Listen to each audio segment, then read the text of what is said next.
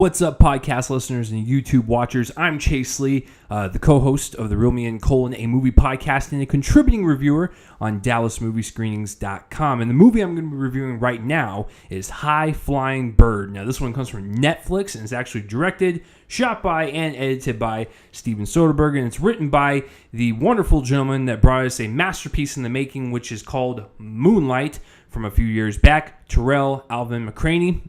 And this one tells us the story of a sports agent who's kind of convincing a rookie to do this really kind of like risky opportunity amongst a lockout within the other players in the organizations. And so, going into this movie, I didn't really expect much.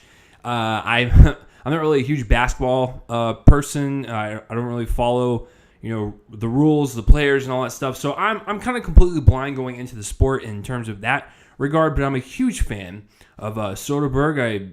Even with last year, with the same visual language as Unsane shooting on the iPhone, he repeats it here with High Flying Bird.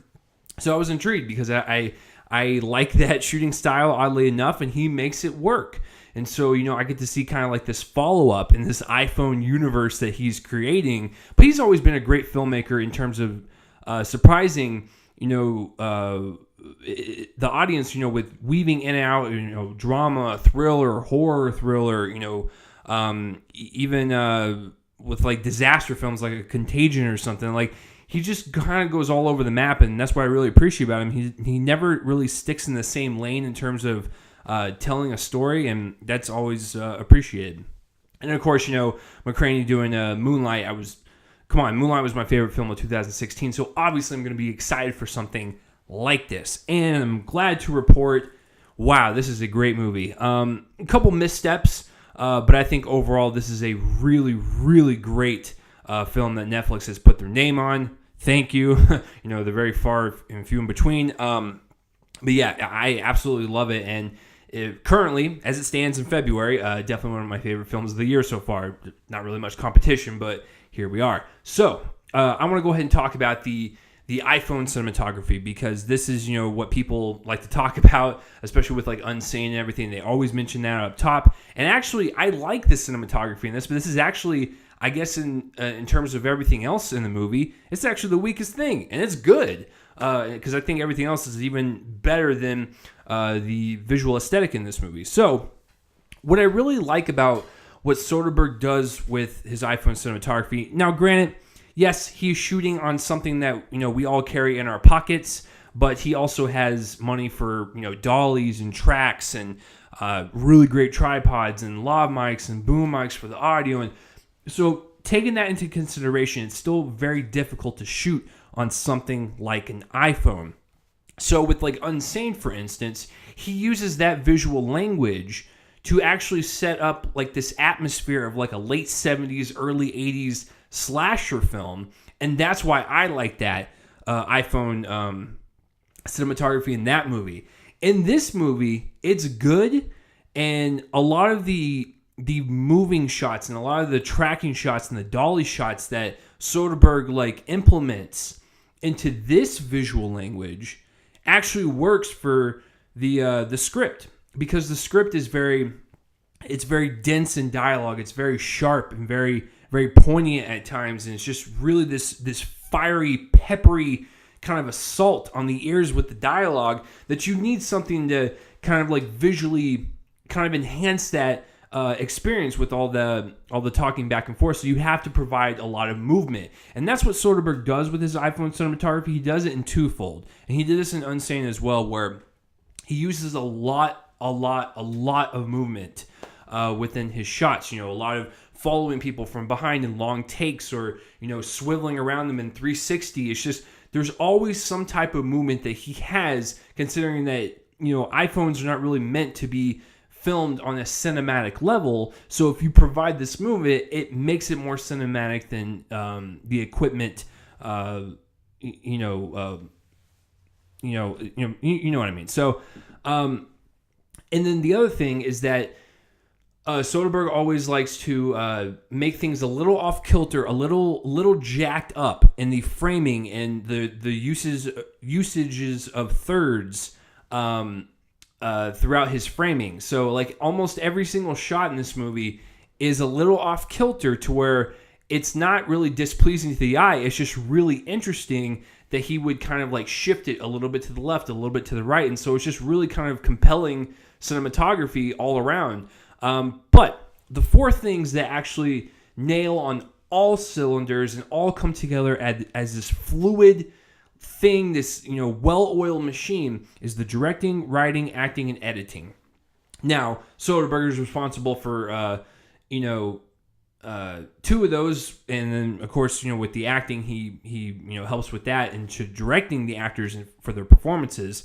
But to start with the directing, Soderbergh, what I like about his style of filmmaking in general, not just with like Unsane and this with the iPhone stuff or like his other stuff, is that he always tends to direct very lean movies where there's really no fat on them, there's really no filler, there's no wasted space or energy in his films. He always likes to have a clear vision and he goes for it. Everything is just really fine-tuned, and the narrative choices that he usually suggest are pretty good for the most part. And that brings me to my slight negative on this film. I have a couple slight issues. Like some of the cinematography, like some of the shots are a little shaky and stuff, and some of the natural lighting is a little too dark and harsh on the faces with the shadows, but that's really not enough to bring the movie down. What I found to be noticeable was the storytelling, and the movie starts out this way, and there's a couple of ones kind of peppered throughout the movie, but I found really ultimately no purpose to the overall story, and it was just kind of a nuisance and really just halted the movie in its tracks when it would switch to these shots. But what Soderbergh did, this might have been in the script, I have no clue, so I'm either or. I do think this is a slight on the movie, is that there were testimonial shots of, I believe, real NBA players. I could be wrong. I don't watch basketball. I don't know who the rookies are, who the pros are, so excuse me when I say this, but I found those shots to be unnecessary. They were filmed in black and white in front of this random backdrop, and it's just, they were talking about their experiences and how they correlate and how it correlated with the movie's kind of fictional narrative, and like I understand its purpose, but at the same time I found it to be a little bit of a nuisance, like I said, and just really kind of halted the film dead in its tracks. And if you take those scenes out, I think you would have had an even finer tuned movie. But I think 99% of the movie itself, in terms of directing and like even editing, is really well just kind of like precise. And so that, to kind of bleed into the editing a little bit, Soderbergh did this one as well. A couple of editing transitions between scenes, a little jarring, but 99.9% of this movie is really well intact with its dialogue and its characters, and just really just kind of flows like this symphony. And I really, I like the fact that when you're dealing with this much dialogue and this much information thrown at us at once, you have to have this type of rhythm with your editing. And I thought the editing was just really well done from start to finish. And that hour and a half, it whizzed by, and it's a very, very tight movie, very lean movie, and no wasted breath. That goes to, like I said, the dialogue and stuff. So let's talk about the script. The script is it's something that Sorkin would do, and someone brought this up on Twitter, so I'm gonna take no credit for this, but once I saw this comparison, I saw the movie, I was like, that is so spot on. Some critic on Twitter brought up the fact that this is like it's written like Moneyball, which I totally agree. Where I think what McCartney did was take this type of subject matter and this type of environment of sports agencies and all this stuff behind the scenes that we don't really get to see with people that watch sports and stuff, and he really kind of explores it, kind of peels back the layers a little bit. We get to see behind the curtains, and we get to see all the drama that happens and stuff, and I think it's so ripe for a dramatic narrative to have with sports agents and agency companies, and the players themselves, and how they deal with social media and all this stuff. All the behind the scenes work of that is just, it's really ingenious to have it in a narrative. And so on top of all that, really great characters and really, really well written. This is the type of sharp dialogue that I just love to hear, where I have no interest in sports agents or, that much into basketball. But this movie was so compelling and so thought-provoking, just with how swift the dialogue was and how it was dense, but it didn't treat you like it was dumb. It was just, it was a lot to take in, but I was enjoying on so many other levels aesthetically that I was fully invested from the opening conversation that Andre Holland had with Melvin Gregg, I believe is his name. And I was hooked. And it's just, it's really great stuff. And I would compare it to the works of like a Sorkin. And it was definitely like Moneyball in that fashion. And speaking of the performers, everyone does a fantastic job. Andre Holland is a great kind of sports agent, just fast-talking, confident. He can persuade you in anything. Like, even he has, faults in his life, so he's not perfect, for what people see. Like, there's a lot of, things that he's hiding as well. It was a really well-rounded performance, and everyone else did a fantastic job too. Zazie Beetz is his assistant. Kyle MacLachlan pops up for a couple scenes. I wish there was more of him because I like the guy, but he was good for what he had. And then, Melvin Gregg is the rookie that he's trying to persuade. And I got to tell you, I rarely ever say this, but that kid's from Vine, and, most Vine videos are terrible. And I've seen a couple of his Vine videos to where I was never impressed, and I always thought he was annoying.